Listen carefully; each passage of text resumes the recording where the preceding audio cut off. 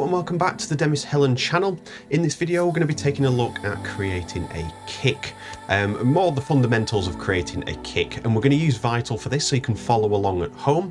As usual, if you want access to the preset directly without having to follow along in the video, you can get that on my Patreon page. Link is always in the description, and you only have to subscribe to the lowest tier to get access to all of the early videos before they go on YouTube, and the contents that I mention are going to be available there too. Okie dokie, here we are in Vital. Now we're going to create a kick just using one oscillator in this episode.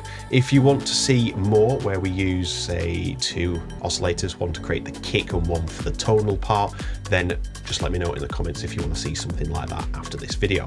So with this initialized preset, we're going to start by turning the phase to 0, just to make it easy for the tutorial, and turn down the randomization of that phase to 0. So that's going to stop the phase position jumping to different points. So like, instead of it saying being at 50 degrees, then 180, then 183, it's going to pick somewhere at random to start that waveform. And that's where we're going to get inconsistencies, and it's not going to be static where we want the kick to be static. And then in the wavetables, we want to go to factory and basic shapes. We're just going to use the sine wave so you can follow along easily at home. And that's going to give us this. And what we're going to use to shape this is the LFOs. We're not going to use the envelopes. So it's typically known at the moment, at the recording of this video, that the LFOs are a lot sharper and more responsive and sort of accurate than the actual envelopes. So I'm going to turn the attack down to 0 so we get a nice snappy start, and leave the release up so it'll shut down with a little bit of a curve, as you can see there. So it'll stop it stopping abruptly, which will create clicks, pops and stuff like that, what we don't want in our sound design. So you might be shouting that the LFOs are just going to repeat and repeat, and you're going to have to hold the note and have it repeating. And yes, that is the case if we don't use it right. So we're going to start with the pitch of the kick, and then LFO2 is going to be the amp of the kick, the amp envelope. So I'm going to drag this across to the pitch, and we're going to get this. So you can see it's repeating, but we can change the mode. And I'm going to change this to envelope. So then it'll only trigger once. For every key press, that is. I'm going to turn off smoothing, and I'm going to turn this into seconds. Now, if you want it to be really precise, you can have the tempo stamps like this, and we can say have 8th or 16th notes. So if you're making side trans, for example, your kicks are probably going to be best in 16ths, as opposed to, say, house. We could probably get away with quarter notes, maybe 8th notes, depending on what you're wanting to do. But I'm going to set this to seconds so we can really sort of dial in the kick speed. So with this, we want to have the 3 stages of our kick, which is going to be the transient, the punch, and then the main tonal body, if you're wanting that tonal body, that is. And we're going to create those 3 points now. So the first one, we're going to have a sharp drop from a high pitch to a low pitch really quickly, and that's going to give us the snap of our kick. And then I'm going to create this section. This is going to be where we create the punch of the kick. And then this is going to be the tonal part of our kick. So we've got 3 points, one here, and one at the end. So it'll sound weird at the moment, don't worry about that. I'm going to jump into the advanced tab. We're going to turn off note tracking because we don't want to have different pitches of this kick. We just want to make one kick to the same pitch every time, no matter what key we hit. So if we turn off note tracking, no matter where I hit, if you look at the keyboard at the bottom, it's going to be the same across the board. Perfect. So let's make this a little bit faster. So I'm going to drag the transpose here on the actual oscillator down to -48 to start with. Then we can hear exactly what this is going to start sounding like.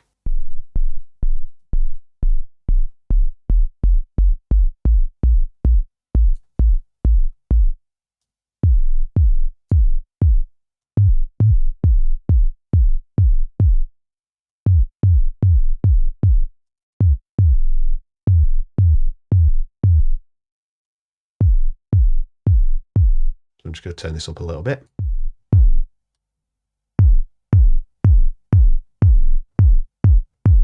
Now that we've got the basics of the kick set up, we can focus our attention on the tonal part of this. So how can we tune this to a specific key if that's what you want to do? Now, we've got it at -32 at the moment, so that's where it sort of sounded good when I was just making the adjustments. But I'm going to bring this up to -36. Now, the reason for this is 0 would be middle C, or C3. So if we go down 1 octave to -12, we're going to end up on C2, then C1, and then we're going to be on C0, which is -36. Now, I'm only choosing that one because it was just close to that. You can tune it from wherever you want, but that's going to keep it on the key of C. And if you want to change that from there, you can do. So if we went up 1 to -35, we're actually going to get a C sharp in there instead. So if you want to tune it to F sharp, just accommodate that by moving up so many tones. So back to 36, we know this is in the key of C. So then we can turn our attention back to the LFO, and you can see we've got an 8 and a 1 here on the LFOs. Each one's going to come with those controls, and this is relating to the number of columns and the number of rows, so up and across. If you bring this up to 12, that means 1 octave. So that means we've got C at the top, and we've got C at the bottom. So say C0, C1. Just 1 octave. Now we can go up to a maximum of 24 here, so you can span 2 octaves if you really want to, but for this tutorial we only need 12. So I'm just going to bring this back down for now. So we know that is C at the bottom, so we know the next tone is going to be a C sharp, D, D sharp, E, F, F sharp, G, G sharp, A sharp, B, and C. So you can see we've created a keyboard just like you see in the piano roll on your door. So now if I want my kick to be in the key of F, that is really simple to do. And I'm going to take this node here, C, C sharp, D, D sharp, E, F. Let's just say F sharp is going to be our key. Let's have it like that. Let's have a listen. You can see it's now going to glide there down to C. So let's put that all the way across. You can hear now we've got the key of F all the way across, and we can then tailor up this to create the punch. And if we move these around, in fact, let's just put that back there. I think that was F. We can do something like that. Now, we might want 2 octaves for this, just thinking about it. I've not planned this tutorial very well. If we put this onto 2 octaves, so we've got 24 bars, we can then obviously make better changes to this. So it's going to change up a little bit. We've got still C at the bottom, C sharp, D, D sharp, E, F, F sharp. So there's the lowest F sharp. So I'm going to leave that node there for a second. I'm going to create another one on the same point. G, G sharp, A sharp, B, C. So you can see that is our middle C. So I'm going to bring this bit down to here. Let's just bring that like that so we can see that drops to middle C. It's a reference point for us to see that we are sort of in the middle of our 2 octaves. And then that way we can count up the same amount we did with that. So C sharp, D, D sharp, E, F, F sharp. So now we've got the F sharp points here and here on 2 different octaves. So we've got a little bit more control over the tonal portion. So bringing this over here, let's get rid of that one.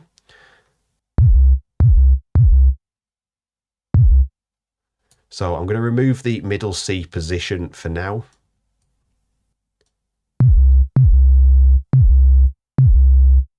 Let's just bring that down here.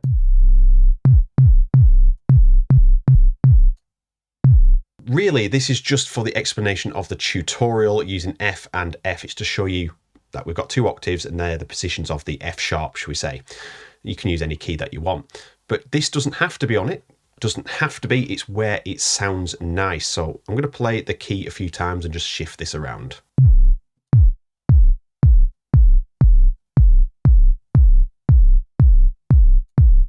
So that sounds quite nice.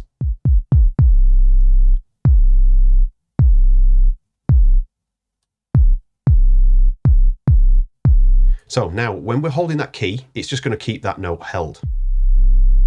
which is quite irritating at the best of times. So I'm going to turn the level down, go to LFO2, and we're going to create an ADSR filter. So there's our attack, decay, sustain, and then release at the end. So I'm just going to make a curve for the release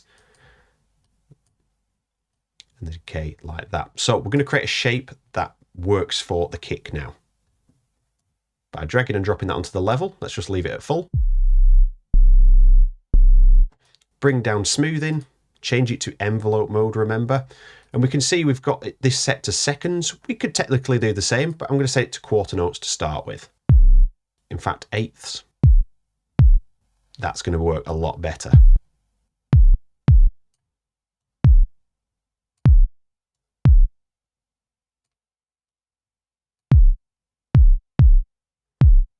Okay, so now we can hear when we're hitting those keys, are we getting consistency because our phase is at 0 and the randomization is at 0?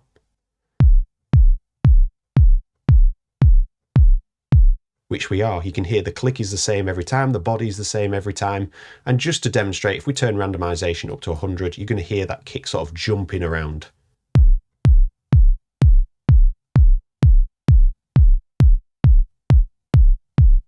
Some have transients, some have more, some have no transient. It's awful, so make sure it's at 0. Now we can go back to the first LFO and really sort of hone in on the tuning of this.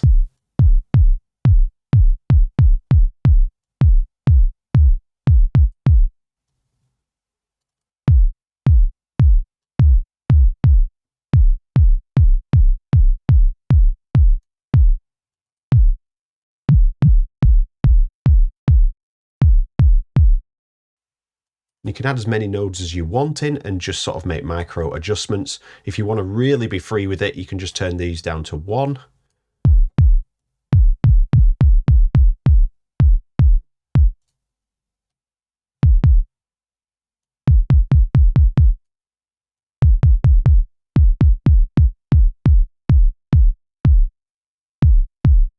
And we've created our first kick.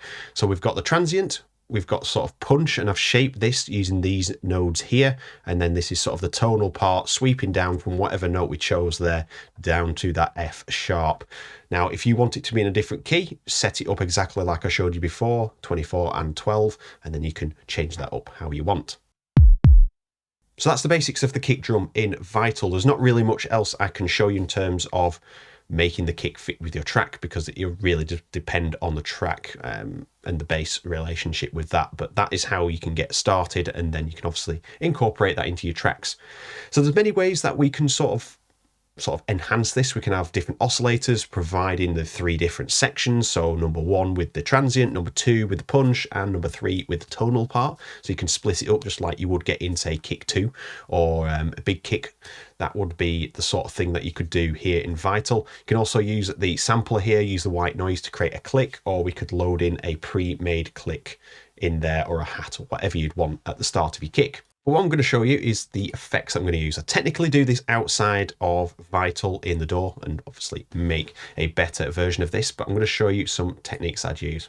Compression, distortion, EQ, and reverb. You might be screaming at the screen right now saying reverb, what we'll be using that for. But for now, I'm just going to turn it off so it's not distracting us, but I'll just show you what we can do with that.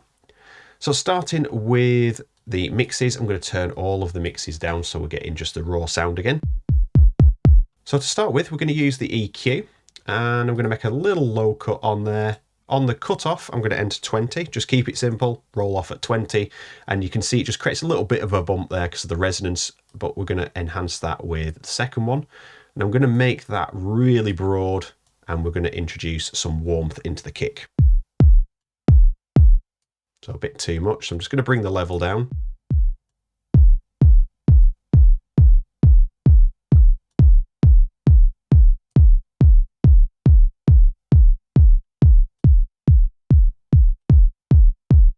So remember, all we're hearing is the EQ at the moment. These are all turned down on the mix. That's quite nice. I'm just adding a bit of high in there with that top bit. Now with the multiband, I wouldn't recommend using all 3 bands. You can do, but I'm just going to use a single band, just like a normal compressor. And I want it to shut down pretty quickly, so fast release, and we're going to sort of tailor the attack so it captures most of the kick, but not the click too much, so that we get a nice hard hitting transient still.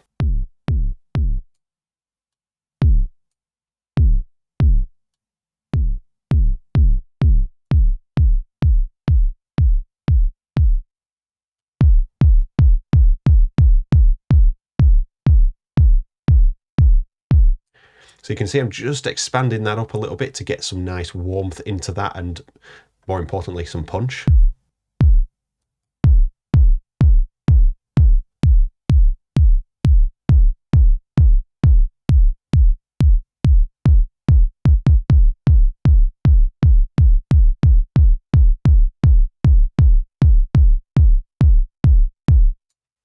So about 30% on the attack there works quite nicely. We want some of the click to come through, but we don't want it too clicky that it starts to sound boxy like it did when we turned the attack up really slowly. Then we can stick it through some distortion. So we might put distortion before compression. Let's just have a listen to how this sounds.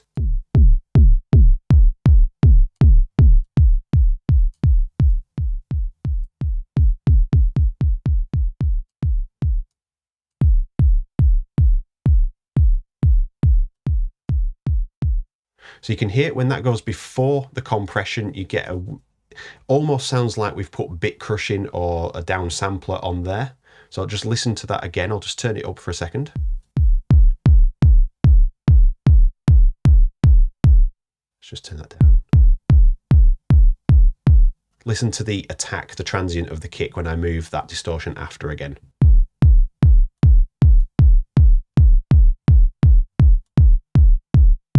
So I'm going to have it after. It's sounding a bit quieter. I'm just going to bring that down, and I'm just mixing it in a little bit.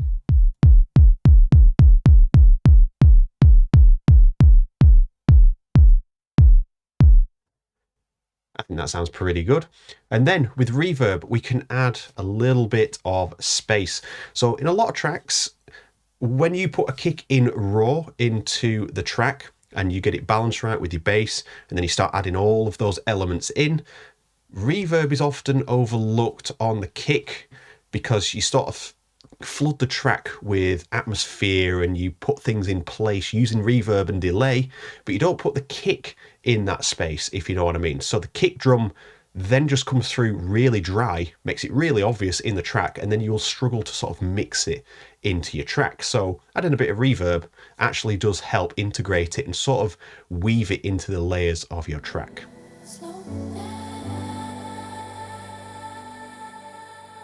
So if we turn this up to 100%, obviously it's going to be too much. But I'm going to turn the size down and the time.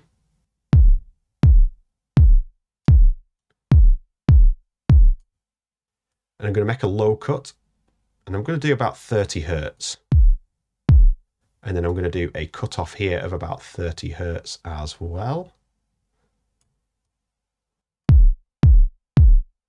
And we'll leave the high.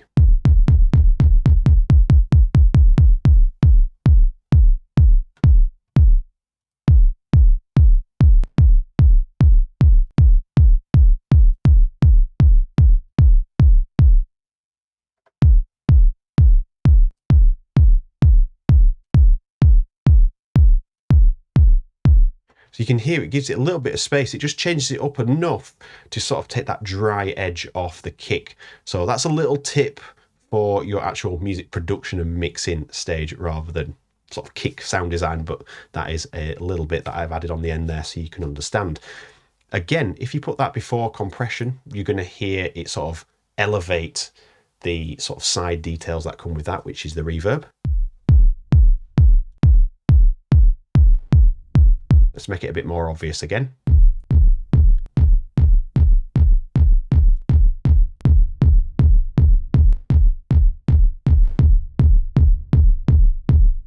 So I like that at the end of the chain there. So you'd have EQ, compression, distortion, and a bit of reverb.